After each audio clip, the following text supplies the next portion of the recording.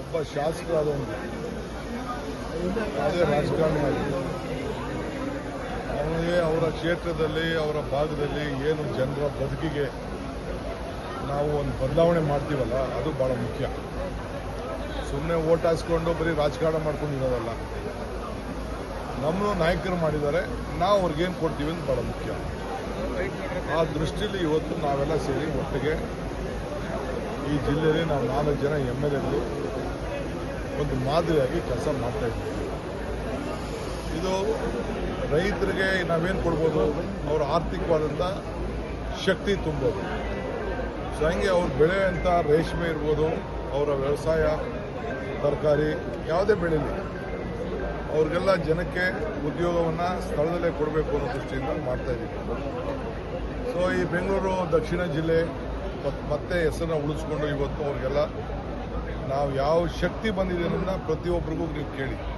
ಅವ್ರೇನು ಹೇಳಿದ್ರು, 5 ಲಕ್ಷ ಆಯಿತು, 3 ಲಕ್ಷ ಆಯಿತು, 4 ಲಕ್ಷ ಆಯಿತು, ಎಲ್ಲರ ಜಮೀನು ಅಷ್ಟೇ ಇತ್ತು. 6,000 7,000ಕ್ಕೂ ತೊಗೊಂಡವ್ರದ್ದು ಇವತ್ತು 2 ಕೋಟಿ 3 ಕೋಟಿ ಆಗಿದೆ. ಸೊ ಅಷ್ಟಕ್ಕೆಲ್ಲ ಶಕ್ತಿನ ನಾವು ಕೊಟ್ಕೊಂಡು ಬಂದಿದ್ದೀವಿ. ಸೊ ಅದರಿಂದ ಇವತ್ತು ನಾವು ಶಿಂಷಾಯಿಂದ ನೀರು, ಸತ್ಯಕಾಲ, ಶಿಂಷಾ ಅಂದರೆ ಸತ್ಯಕಾಲ ಪಕ್ಕ, ಅದು ಅಲ್ಲಿಂದ ನೀರು ಗಣವಾಯಿಂದ ಬಂದು ತಿರ್ಗಾ ಇಲ್ಲಿ ಹೇಮಾವತಿ ನೀರು ಅಲ್ಲಿ ತಗೊಬಂದು ತಿರ್ಗಾ ಇನ್ನೊಂದು ರೌಂಡ್. ಈಗ ಮೊನ್ನೆ ತಾನೇ ಏನೋ ಒಂದು ತೀರ್ಮಾನ ಆಗಿದೆ, ನಾಳೆ ನಾಡಿದ್ದು ನಾನು ಹೇಳ್ತೀನಿ. ಅದು ಟೆಂಡರ್ ಕರೀತಾ ಇದ್ದೀವಿ. ಎತ್ತಿನೊಳಗೆ ನೀರು ಎಲ್ಲ ಇಲ್ಲಿಗೆ ಬರ್ತದೆ. ಸೊ ಆ ಡ್ಯೂಟಿನ ನಾವು ಮಾಡ್ತಾಯಿದ್ದೀವಿ. ಅದಕ್ಕೆ ಕೆಲವರೆಲ್ಲ ಹೊಟ್ಟೆವ್ರು ಏನಪ್ಪ ನನಗಿಂತ ಕೆಲಸ ಮಾಡೋಕ್ಕಾಗಲಿಲ್ಲ, ನನಗಿಂತ ಕೆಲಸ ಮಾಡಿಲ್ಲ ಅಂತ ಕೈ ಒಸಿಕೊಂಡು ಕೂತ್ಕೊಳ್ಳಿ.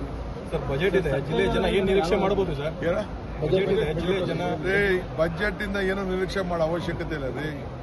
ಬಜೆಟ್ ಇರಲಿ, ಬಜೆಟ್ ಇಲ್ಲದೆ ಹೋಗಲಿ, ನಾವು ಕೆಲಸಗಳನ್ನ ನಾವು ಮಾಡ್ತಾ ಇದ್ದೀವಿ. ಈಗ ನೋಡಿ, ನೀವೊಂದು ಸರ್ವೆ ಮಾಡಿಸಿ, ಇಡೀ ದೇಶಕ್ಕೆ ಬೆಂಗಳೂರು ದಕ್ಷಿಣ ಜಿಲ್ಲೆಯಲ್ಲಿ 25 ಸ್ಕೂಲ್ನ, ಒಂದೊಂದು ಸ್ಕೂಲ್ 15 ಕೋಟಿ ಗೌರ್ಮೆಂಟ್ ಸ್ಕೂಲ್ನ ಮಾಡಿದ್ದೀವಲ್ಲ, APS ಶಾಲೆ.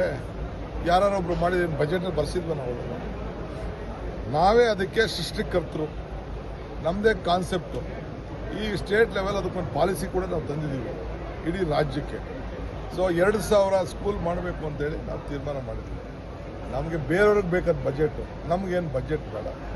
ನಮಗೆ ದೇವರು ಬಜೆಟಲ್ಲಿ ಸೇರಿಸಿ ಕೆಲಸ ಮಾಡಬೇಕು ಅಂತೇನಿಲ್ಲ. ಈಗ ಬಜೆಟು ಹಿಂದೆ ಕುಮಾರಸ್ವಾಮಿ ಇದ್ದಾಗ ಸೇರಿಸಿದೆ ನಮ್ಮ ಮೆಡಿಕಲ್ ಕಾಲೇಜ್ನ. 2 ರೂಪಾಯಿ ಬಂದು ತೆಗೆದಾಕ್ಬಿಟ್ರು, ಎತ್ಕೊಂಡೋಗಿ ಚಿಕ್ಕಬಳ್ಳಾಪುರಕ್ಕೆ ಹಾಕೊಂಡು. ಈಗ ರಾಮನಗರಕ್ಕೂ ಕೊಟ್ಟಿದ್ದೀವಿ ಮೆಡಿಕಲ್ ಕಾಲೇಜು, ಕನಕಪುರಕ್ಕೂ ಮೆಡಿಕಲ್ ಕಾಲೇಜ್ ಕೊಟ್ಟಿದ್ದೀವಿ. ಅರ್ಥ ಆಯ್ತಾ? ಈಗ ತಿರ್ಗಾ ಚನ್ನಪಟ್ಟಣಕ್ಕೂ ಪ್ರೈವೇಟ್ ಮೆಡಿಕಲ್ ಕಾಲೇಜ್ ಕೊಟ್ಟಿದ್ದೀವಿ, ಚಾಮುಂಡೇಶ್ವರಿ ಮೆಡಿಕಲ್ ಕಾಲೇಜ್. ರಾಮನಗರದಕ್ಕೆ ಇನ್ನೊಂದು ನಮ್ಮ ಕನಕಪುರ ರಾಮನಗರ ಮಧ್ಯದಲ್ಲಿ ದಯಾನಂದ ಸಾಗರ್ ಮೆಡಿಕಲ್ ಕಾಲೇಜ್ ತಂದಿದ್ದೀವಿ. ಹಂಗೆ ಏನೇನು ಬೇಕೋ ಮಾಡಿದ್ದೀವಿ. ಸೊ ಮುಂದಕ್ಕೆ ಮಾಗಡಿಗೆ ಏನು ಮಾಡಬೇಕು ಅಂತ ನಮ್ಗೆ ಅರಿವಿದೆ. ಹೇಮಾವತಿ ಲಿಂಕ್ ಎಲ್ಲ ಯಾರು ನಿಲ್ಸೋಕೆ ಆಗೋದಿಲ್ಲ. ಪಾಪ ಅವ್ರೇನೋ ಇಬ್ಬರು ಕೇಳ್ತಿದ್ರು, ಅವ್ರು ಒಂದಷ್ಟು ಫಂಡ್ಸು ಕೊಟ್ಟಿದ್ದೀನಿ. ಇರಲಿ, ಆ ಕೆಲಸ ನಡೀತದೆ, ತಲೆ ಕೆಡಿಸ್ಕೊಂಡು. ಯಾವ ಪೂರ್ಣ ಆಗಿದೆ? 18 ತಿಂಗಳಪ್ಪ.